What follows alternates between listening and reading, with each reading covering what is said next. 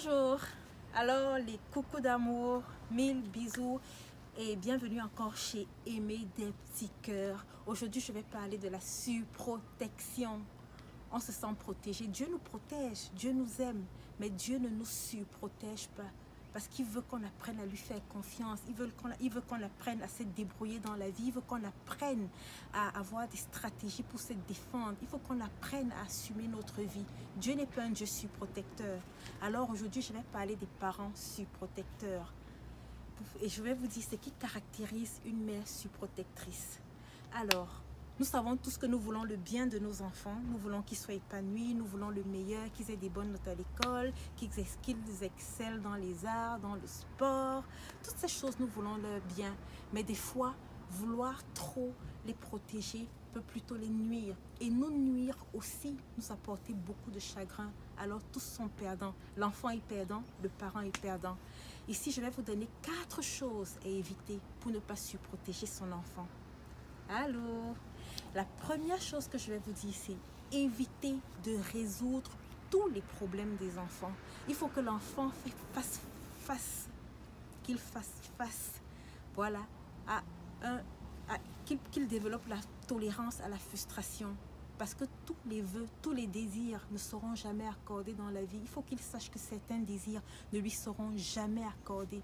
Mais les parents surprotecteurs veulent tout attribuer à l'enfant. L'enfant n'a pas besoin de manquer d'une seule chose. Il faut qu'il ait tout. Avant d'aller à l'école, même s'il fait très chaud, on lui donne un pull, une jaquette et tout. Non, laissez l'enfant. Il ne va pas mourir, rien ne va arriver. Je comprends certains parents qui ont eu des enfants très tard ou alors qui ont un seul enfant et ne peuvent plus en avoir un autre.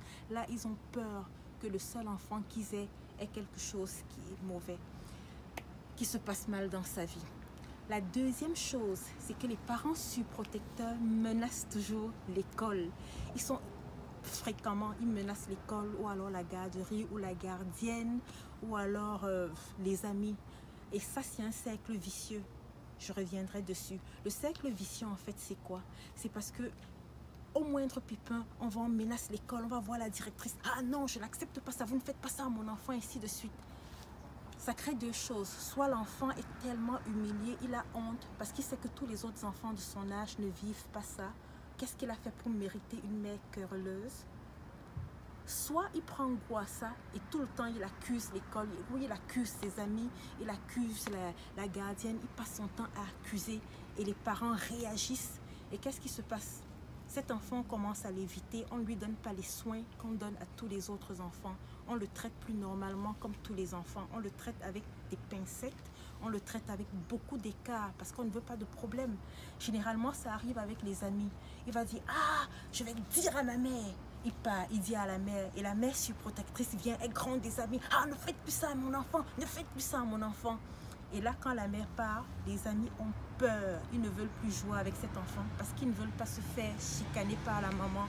Or, l'enfant ne se sent pas intégré dans le groupe comme les autres et il reva voir sa mère. Il dit, ah, personne ne veut jouer avec moi, personne ne m'aime.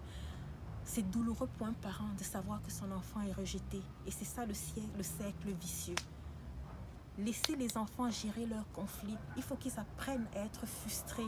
Ça s'appelle la tolérance à la frustration. Il faut qu'ils le développent dans leur vie. C'est important pour qu'ils soient des adultes accomplis demain. Le troisième point, c'est que les parents surprotecteurs veulent avoir le contrôle absolu de l'univers de l'enfant. Je veux savoir, c'est moi qui choisis tes amis, c'est moi qui choisis tes habits, c'est moi qui choisis le sport que tu pratiques, c'est moi qui choisis la filière que tu vas faire, c'est moi qui choisis tout. Et généralement, dès que l'enfant essaye de choisir, de faire quelque chose qu'il aime, c'est comme, oh, tu ne m'aimes pas, oh, tu ne m'écoutes pas, oh, tu es désobéissant, oh, tu es ceci, tu es ceci. L'enfant n'est pas ta copie. L'enfant est différent de toi, même si tu l'as porté dans ton ventre. Il a ses aspirations, il a ses choses qu'il aime, même si ce ne sont pas des choses que toi tu aimes. Alors, fais-lui confiance. Le quatrième point, qui sera mon dernier point, c'est éviter de priver l'enfant de responsabilités. Un parent surprotecteur ne veut pas donner de responsabilité à l'enfant. Or, chaque personne a besoin de... C'est un besoin fondamental, le besoin d'accomplissement. Même les enfants ont besoin de savoir qu'ils sont déjà capables pour avoir confiance en eux-mêmes. Je suis capable de rentrer tout seul à la maison.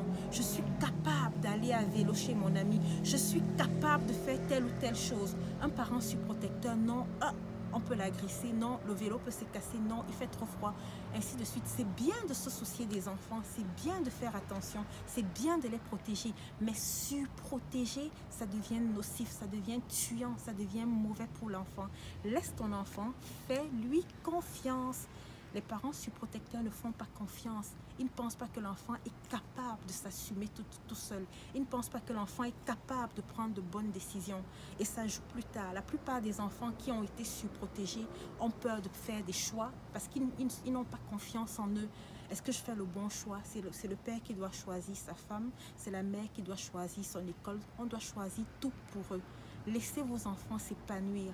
Laissez-leur expérimenter la vie à leur façon. Tout ce que vous devez faire, c'est de les guider pour qu'ils fassent des bons choix. Mais laissez-les choisir et faites-leur confiance. C'est primordial. Que Dieu vous bénisse abondamment.